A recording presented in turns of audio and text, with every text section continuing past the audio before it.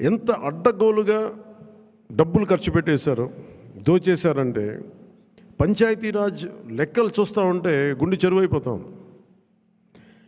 200 కోట్లు కనీసం పే చేయలేని పరిస్థితుల్లో ఒక 40 కోట్లు పే చేస్తే చాలా పెద్ద ప్రాజెక్టులు అయిపోతాయి.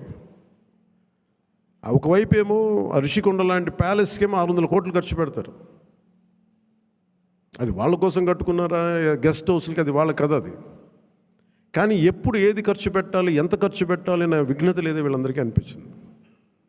మన క్యాంప్ ఆఫీస్కి తీసుకెళ్ళి మీరు బడ్జెట్ ఇచ్చి మీరు ఎంతైనా ఖర్చు పెట్టుకోండి, మీ క్యాంప్ ఆఫీస్ రెడీ చేసుకోండి అంటే నేను రూపాయి ఖర్చు పెట్టడం నాకు ఇష్టం లేదు. అదనంగా ప్రభుత్వ ఖజానాకి అది ప్రజల సొమ్ముని మనకి అకారణంగా దాన్ని ఖర్చు పెట్టేయడం కానీ దాన్ని దుర్వినియోగం చేయడం నాకు నచ్చక. అసలు ఏం వద్దు, ఉన్న ఫర్నిచర్ అలాగే ఉంచి ఏం చేయొద్దు. దాన్ని అవసరమైతే నేను చెప్తానులేండి, నేను చెప్తాను.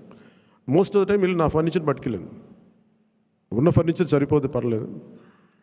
రోడ్ల మీద కూర్చొని వచ్చాం, మనం వీధుల్లో కూర్చొని పోరాటాలు చేసాం.